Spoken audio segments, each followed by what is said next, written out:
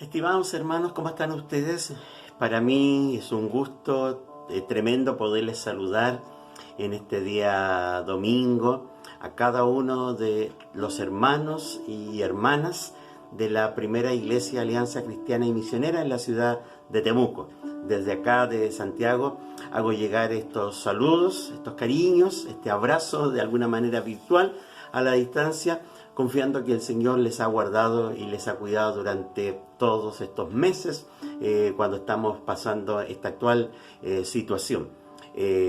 Antes de iniciar este momento de reflexión en la palabra de Dios, primero quiero agradecer todas las oraciones que se hicieron en favor mío y de mi familia cuando semanas atrás, por ahí por mediados del mes de junio, un poco antes, comencé a evidenciar estos síntomas que parecían una gripe fuerte, pero muy distinta a la que alguna vez pude haber tenido, pero que ese 15 de junio, después de practicarme el examen PCR, durante las horas de la tarde me llega el mensaje de notificación a mi celular donde aparece el documento médico y resultado de este examen donde decía que era positivo. Bueno, para nosotros como familia ya habíamos empezado un proceso previo donde me tuve que aislar en mi pieza. Allí hacía todo, allí comía, allí estudiaba, allí leía, separado totalmente de mi familia. Y tengo que agradecer los cuidados de Pamela, que ella con todas las precauciones me llevaba en la comida y todos los días, desde la mañana hasta la tarde, hasta la noche. Y bueno, pasaron 2 semanas donde, gracias a Dios, ya la última semana del mes de junio ya comienzo a experimentar mejoría, donde hubieron malestares bastante fuertes, complicados, pero tengo que agradecer que en ningún minuto mi situación fue crítica, ni con insuficiencia respiratoria. Pude estar en mi casa durante estos días y por ende también mi familia no podía salir de la casa dado que yo era positivo del COVID-19. Pero como les digo, la última semana ya de junio ya comienzo a experimentar mejoría, tuve que cumplir mi licencia médica, así que a partir del 29 de junio ya pude empezar a retomar mis actividades. Me recuerdo que ese último día 30 de junio vino un médico aquí a mi casa donde me tomó un examen de sangre, se llevó la muestra y luego al poco tiempo llega un mensaje diciendo que no había nada, ningún riesgo de contagio, que había incluso creado antígenos o anticuerpos, mejor dicho, contra la enfermedad. Así que cantamos victoria, damos gracias al Señor porque también veo que fue la respuesta a la oración de tantos que me he dado cuenta en el transcurso y en el pasar de los días que estuvieron allí acompañándonos en oración, así que agradecemos tremendamente el cariño de cada uno y que por supuesto después de estos más de 15 días, casi 20 días en aislación, puedo dar gracias porque uno va sacando algunas conclusiones, como por ejemplo que esto hay que tomarlo en serio. Hay que cuidarse, no salir a la calle o al salir, al llegar a la casa, tomar las medidas sanitarias para cuidarse uno y por supuesto cuidar de los nuestros. Lo importante es estar ahí también de poder dedicar tiempo a la palabra, al estudio, totalmente apartado de toda otra actividad y este compromiso que por lo general tenemos durante el año y especialmente en la actual situación, darnos siempre tiempo porque la palabra y nuestros tiempos con Dios nos van a renovar y nos van a ayudar a pasar cualquier momento de tormenta. Bueno, muchas otras cosas más que uno va reflexionando, va entendiendo y por supuesto a entender también cuando alguien se ha contagiado y ha resultado positivo, puesto que a uno le pasó, sabe bien mejor entender a quién lo puede estar pasando y por supuesto el compromiso de orar para que él o ella se pueda mejorar. Así que gracias al Señor, me recuerdo que tiempo atrás, semanas atrás, le escribí a Junta Ejecutiva una carta como presidente del Distrito Metropolitano, donde expresaba mi preocupación, dado que en Santiago, la quinta región, está concentrada la mayor población y ahí está la situación más difícil en el contexto de esta enfermedad, donde solicitaba en esa carta que por favor a nivel nacional se intensificara la oración por Santiago, por este distrito metropolitano donde nosotros estamos, porque somos los que estamos viviendo de manera más complicada esta situación. Bueno, me tocó a mí, me llegó a mí en un momento que no esperaba, todavía no tengo seguridad cómo me contagié, en este contacto con la gente, estar en la calle, por ahí pudo haber sido. Así que muchas gracias una vez más, hermanos, y les ruego sus oraciones por todo este sector del país, por este distrito metropolitano, por todos los pastores, hermanos y hermanas, ya que también tenemos varios contagiados y lamentablemente también algunos han perdido la vida. Orar por los seres que, los familiares que lamentan por supuesto esta pérdida. Muchas gracias, hermanos. Una vez más, muchas gracias por sus oraciones, por su cariño y por las oraciones que se seguirán haciendo en favor de todos nosotros y en favor de cada una de las iglesias, hermanos y familia, y para que podamos pasar esta situación difícil. Vamos a la palabra, vamos al mensaje de la palabra, y a modo de introducción en esta mañana, hermanos, quiero hacer mención de algunas situaciones que uno encuentra, porque cuando uno revisa la Biblia, se encuentra con varios casos, varios relatos que están clasificados bajo el título crisis. Sí, crisis. Si ahora usted mira la Biblia y hace un barrido con su mente, ¿qué relatos en la Biblia podríamos clasificarlos bajo el título de crisis? Crisis. Sí, tenemos varias. Por ejemplo, la primera podríamos decir la desobediencia y expulsión de Adán y de Eva del huerto. Esa podríamos decir una crisis. Por supuesto que una crisis de desobediencia, de rebeldía, que gatilló y que trajo como consecuencia la expulsión de ellos del huerto de Edén, la confusión de las lenguas allá en Babel. También podríamos pensar como una crisis, o tal vez la esclavitud de más de 400 años que tuvo que pasar este pueblo hebreo cuando fueron a vivir entonces a Egipto, y después vinieron estos más de 400 años de esclavitud. Después, posteriormente, cuando Dios quería liberar a este pueblo, vino esta crisis de plagas, en este caso sobre la nación egipcia, ¿ya? O pensemos también en la invasión asiria que se hizo caer sobre el reino del norte, luego de la división del reino por allá por el año 722. El imperio asiria se deja caer sobre el reino del norte. Una crisis tremenda, porque desaparece prácticamente este reino del norte. O la invasión de Babilonia que se hizo caer después de más de 100 años, sobre el reino del sur, Judá, allá por el año 586 después de Cristo. La crisis idolátrica, ya que en la que cae tanto el reino del norte como el reino del sur de la nación hebrea, esta crisis idolátrica que finalmente decantan en estas dos invasiones que le acabo de mencionar, lo que lleva a esta otra crisis de 70 años de exilio, donde el reino de Judá fue arrancado de su tierra, este reino del sur, y viven, por supuesto, estos 70 años que había sido profetizado ahí en el escrito del profeta Jeremías. Crisis, de verdad que las crisis las encontramos desde el principio de la Escritura y, por supuesto, desde el principio de la historia humana. Por eso que en esta mañana he querido titular esta reflexión: Un mundo en crisis, pero con mi vida en Cristo. Cambiar la palabra crisis por Cristo en nuestras palabras. Un mundo en crisis, pero cada uno de nosotros con nuestra vida en Cristo. Y por eso que quiero invitarles, hermanos queridos, poder leer un pasaje de las Escrituras que está en la carta que Pablo le escribe a los Romanos, capítulo 8. Romanos, capítulo 8, carta o epístola del apóstol Pablo a los Romanos, capítulo 8, versículo 18. Romanos 8, 18. Si tiene ahí usted su Biblia, por favor, le ruego, ábrala ahí en su casa y téngala abierta, porque la lectura dice así, la cual quiero leer en la traducción en lenguaje actual. Me ha parecido bueno compartir desde esta versión bíblica. Dice así el pasaje: Estoy seguro de que los sufrimientos por los que ahora pasamos no son nada, si los comparamos con la gloriosa vida que Dios nos dará junto a Él. Pablo dice una vez más: estoy seguro de que los sufrimientos, o podríamos decir las crisis, por los que ahora pasamos no son nada, si los comparamos con la gloriosa vida que Dios nos dará junto a Él. Dejemos ahí, porque luego vamos a retomar este pasaje, porque es interesante la comparación que está haciendo el apóstol Pablo entre las crisis y las cosas que van a venir el día de mañana. Así que sobre las crisis, estimados hermanos, quiero compartirles al menos algunos pensamientos que cada uno los puede complementar con las ideas que quiero dejar frente a ustedes.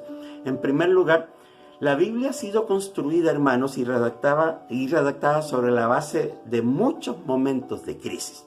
Incluso dentro de los ejemplos que di al comienzo, hice mención de 10 episodios de crisis, que no son todos, pero al menos 10 episodios. Y la Biblia, interesantemente, hay que pensar que ha sido redactada, ha sido construida a lo largo de los años sobre el relato de muchos momentos difíciles, de muchos momentos de crisis.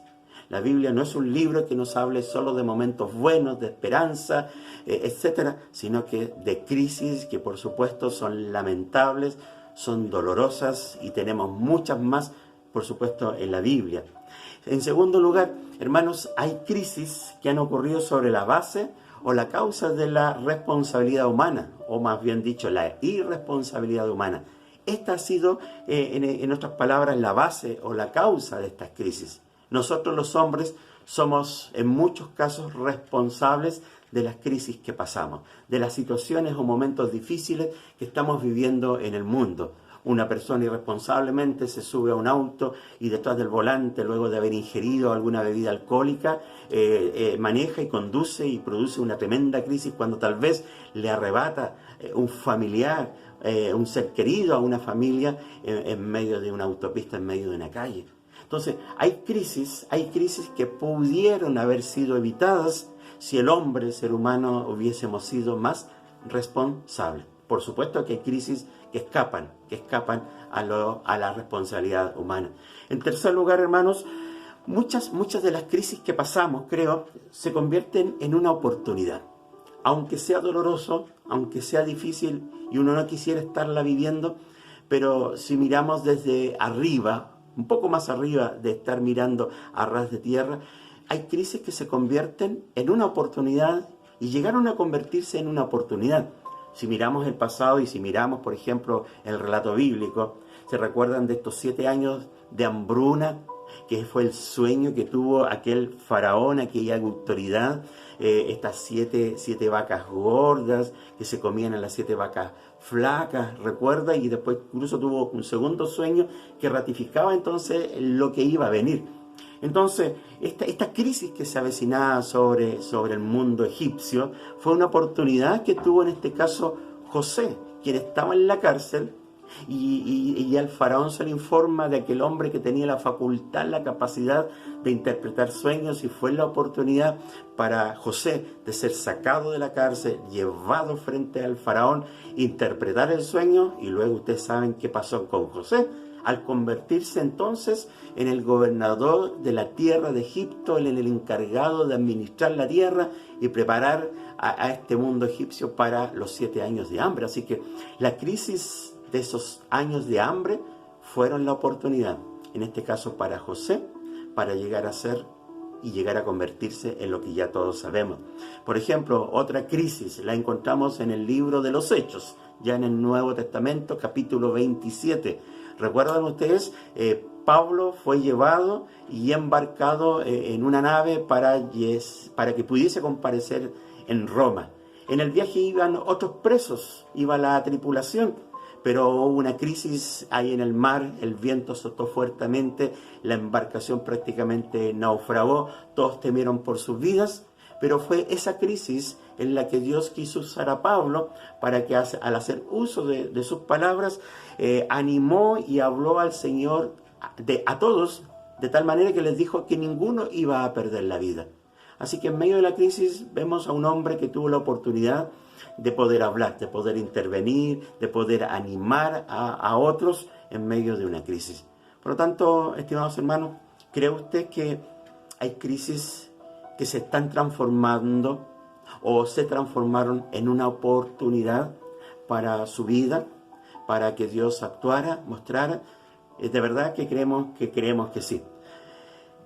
Número 4, en medio de todo lo que ya hemos ido mencionando, hay una crisis que no podemos desconocer, que es la crisis más grande que hemos pasado como humanidad, como historia del mundo y del universo.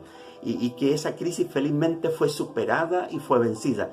¿A qué crisis nos referimos? A esta crisis de la ruptura y el quiebre de la relación del hombre con su creador por causa del pecado de aquel.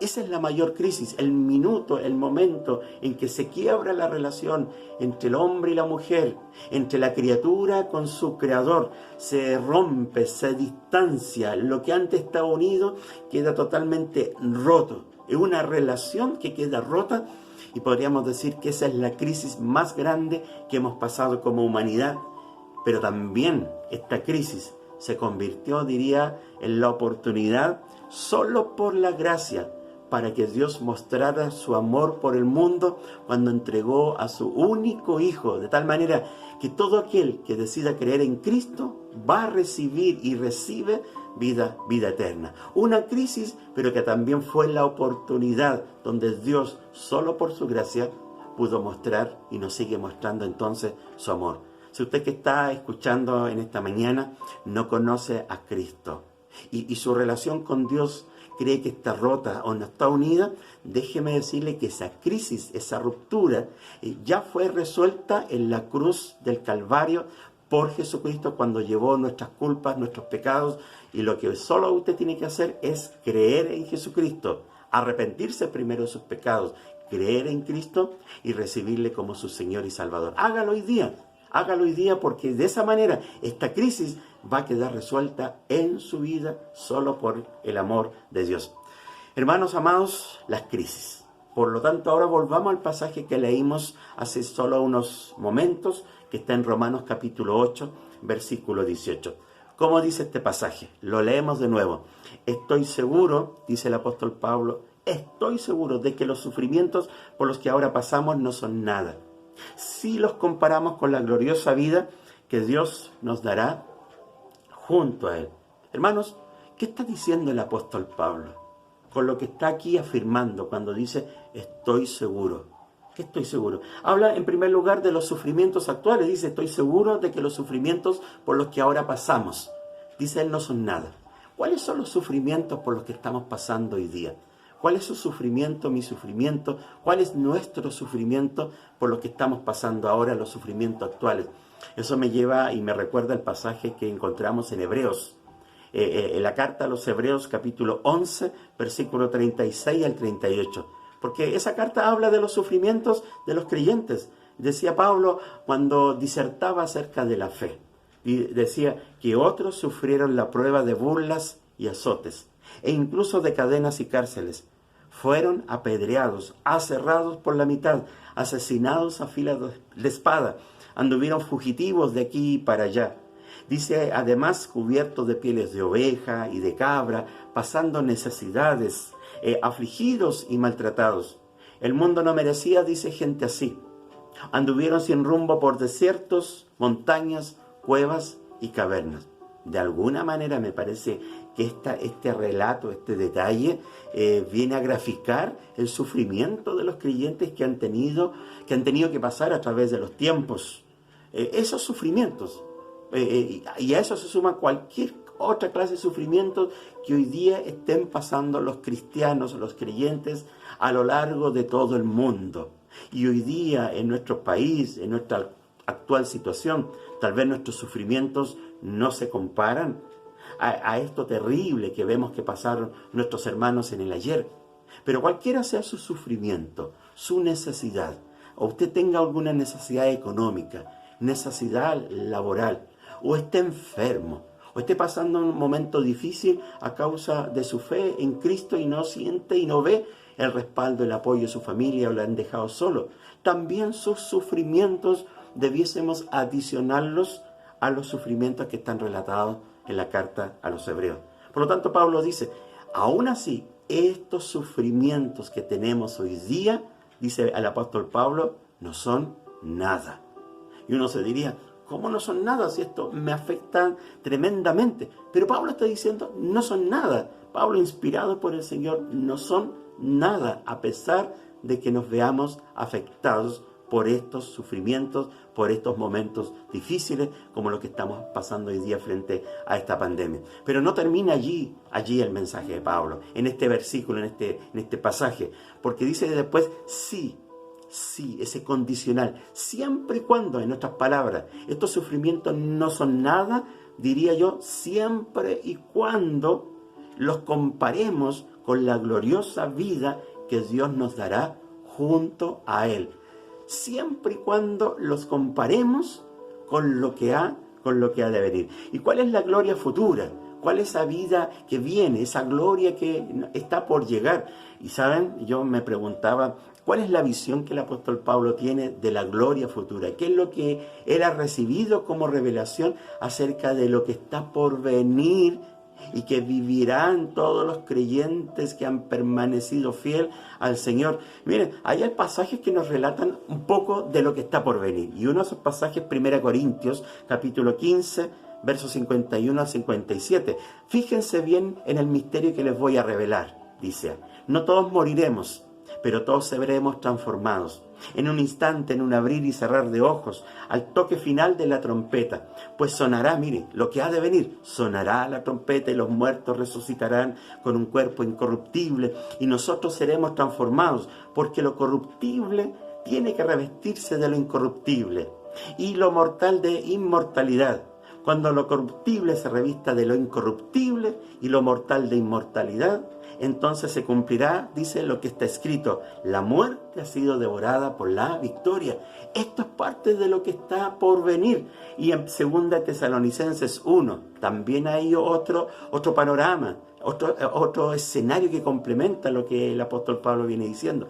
2 Tesalonicenses 1, 5 al 7. Todo esto prueba que el juicio de Dios es justo. Y por tanto, Él los considera dignos de su reino por el cual, dice, están sufriendo. Dios, que es justo, pagará con sufrimiento a quienes los hacen sufrir a ustedes. Y a ustedes que sufren hoy, les dará descanso. Lo mismo que a nosotros. Esto sucederá cuando el Señor Jesús se manifieste, dice, desde el cielo, entre llamas de fuego, con sus poderosos ángeles. Esto está por venir si los comparamos con la gloria futura. Y Pedro el apóstol en el capítulo 1, en su primera carta, verso 3 al 7, dice, alabado sea Dios Padre de nuestro Señor Jesucristo, por su gran misericordia. Nos ha hecho nacer de nuevo mediante la resurrección de Jesucristo para que tengamos, dice, una esperanza viva y recibamos una herencia indestructible, incontaminada e inmarchitable. Tal herencia, dice, está reservada en el cielo para ustedes. Esto es prueba y esto es motivo de gran alegría, dice Pedro, a pesar de que hasta ahora han tenido que sufrir diversas pruebas por un tiempo. Hermanos, podría seguir citando otro pasaje, 2 Pedro 3:13, Apocalipsis 21, del 1 al 7, donde dice, después vi un cielo nuevo y una tierra nueva. Dice más adelante, Él les enjugará toda lágrima de los ojos. Ya no habrá muerte, ni llanto, ni lamento, ni dolor, porque las primeras cosas han dejado de existir, etcétera, etcétera. Todo esto, de alguna manera, y muchos pasajes más, grafican y nos hablan de lo que está por venir. Por eso que el apóstol Pablo dice, estoy seguro de que los sufrimientos actuales no son nada. Hermanos, siempre y cuando estos sufrimientos los comparemos con lo que está por llegar, por lo que está por venir, por lo que vamos a vivir, y todos los creyentes que han sido fieles al Señor. Entonces, ¿de qué estamos hablando? Toda esta reflexión nos habla de que en medio de las crisis hay esperanza. Tenemos esperanza porque lo mejor está por venir. Y eso está prometido en la palabra. Por lo tanto, eso me hace recordar una historia que escuché hace un tiempo y que me ha gustado mucho, hermanos. No sé si alguno de ustedes la recuerda, pero habla de una persona, una hermana en la fe, a quien le diagnosticaron una enfermedad terminal y solo le dieron 3 meses de vida. Así que se dispuso a poner sus cosas en orden. Para esto mismo llamó al pastor de su iglesia para que la visitara quería conversar con él, así que esa tarde, ese día conversaron, hablaron, ella dijo de la música que le gustaría tener cuando le estén despidiendo, de que le coloquen su Biblia favorita sobre el ataúd, ya, y de todo lo que le gustaría que hubiese ese minuto, ese momento en que llegasen los hermanos para poder despedir sus restos mortales. Así que quedaron de acuerdo ese día y el pastor, cuando ya se retiraba, la mujer lo llamó y le dijo: pastor, me acordé de algo más. El pastor le preguntó: sí, ¿de qué se trata? Lo que pasa es que esto es muy importante y me gustaría que cuando me sepulten, ¿saben qué? Con un tenedor o una cuchara chica en mi mano. Entonces el pastor la miró extrañada y antes de preguntar, ella agregó: lo que pasa, pastor, es que en todos estos años de cenas, de comidas, por ejemplo, que hemos tenido en la iglesia, ya nos sentábamos, comíamos, y cuando ya retiraban los platos de la comida principal, alguien decía por ahí: retengan el tenedor o la cuchara chica, lo mejor está por venir. Porque ¿qué representa el tenedor o la cuchara chica? El postre. Entonces, retengan el tenedor porque ahora viene el postre. Entonces, esta hermana dijo: yo quiero que me sepulten y en mi mano coloquen un tenedor o una cuchara chica. ¿Por qué? Porque voy a lo mejor. Lo mejor, hermanos, está por venir. Recuérdelo. Y lo ha prometido el Señor en su palabra. Por eso es que estas palabras escritas que hemos tomado hoy día toman sentido. Hermanos, estoy seguro, dice la Escritura, de que los sufrimientos por los que estamos pasando ahora no son nada. Siempre y cuando usted y yo los comparemos con la gloriosa vida que Dios nos dará junto a Él. No miremos lo que estamos solamente viviendo hoy día, sino que miremos lo que está por venir. Lo mejor está por venir y es estar en la presencia del Señor. Quiero que oremos y pedir al Señor que nos ayude a colocar nuestra confianza en Él. En un mundo que está en crisis, coloquemos nuestra vida en Cristo. Coloca tu vida en Cristo, te invito a orar. Padre eterno, Señor amado, muchas gracias por poder compartir con mis hermanos de la iglesia allá en Temuco esta reflexión, este mensaje donde en primer lugar daba gracias por las oraciones en medio de mi situación de salud que tuve hace algunas semanas. Agradecer, Señor, y dar testimonio, Señor, de la sanidad que tú has obrado y esa misma sanidad que te pedimos para cuantos hoy día en este minuto están pasando un problema de enfermedad, Señor, en sus vidas. Y también agradecerte porque esta palabra que hemos compartido nos invita a tener esperanza, nos invita a poner nuestra vida en Cristo en un mundo que está en crisis. Por lo tanto, gracias, Señor, a pesar y no obstante de las actuales dificultades, de los actuales sufrimientos que hemos estado viviendo, Señor, tu palabra dice que no son nada. Imagínate, Señor, y nos imaginamos de alguna forma que no son nada comparados con las cosas que han de ocurrir, que han de suceder y que están siendo preparadas para todos los que te aman, los que confían en ti. Muchas gracias, Señor. Ayúdanos a no mirar lo que actualmente estamos viviendo, sino que a mirar a través de la reflexión de tu palabra lo que está por llegar, lo que está por venir, lo que tú has preparado. Si en estos momentos hubiese alguien que esté escuchando y haya puesto atención a esta reflexión y quiera colocar su vida en Cristo en este minuto oro, dile al Señor: aquí está mi vida, la quiero colocar en ti, descansar en ti. Estoy pasando por dificultades, pero no voy a mirar las crisis, no voy a mirar las adversidades, sino que voy a mirar tus promesas, lo que tú me has prometido, lo que tú me quieres dar, lo que tú me quieres regalar por tu gracia. Si es así, hoy te invito. Coloca tu vida en Cristo, dile a Cristo, dile a Jesús: aquí está mi vida, te entrego mi vida, perdona todos mis pecados, y aquí coloco mi confianza en ti. Señor, gracias porque lo que hoy pasamos no se comparan para nada con la gloria futura que espera a todos los que han creído en Cristo. Gracias, Señor. Ruego que esta palabra sea de bendición, Señor, y quede ahí guardada, reservada en nuestro corazón para ser edificados y fortalecidos esta mañana. Gracias, Padre, te damos por permitirnos en estos medios compartir con libertad tu palabra. La gloria y la honra siempre la daremos a ti. Padre, gracias. Oro y pido esto en el nombre de Jesús. Amén y amén.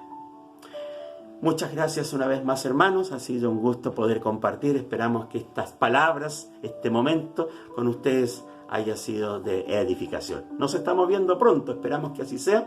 Dios les bendiga, Dios les cuide, les acompañe y sigamos como iglesia cumpliendo nuestro rol y nuestra misión en esta actual situación. Muchas gracias.